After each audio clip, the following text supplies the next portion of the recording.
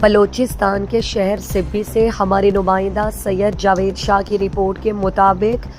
Sibi P be are سبی کم لہری سردار سرفراز خان مرحوم کی وفات سے خالی ہونے والی نشست پر الیکشن کمیشن آف پاکستان نے 14 نومبر کو ضمنی الیکشن کا شیڈیول جاری کر دیا، جس میں مختلف سیاسی پارٹیوں اور آزاد امیدوار ایک بار پھر میدان میں اتر کر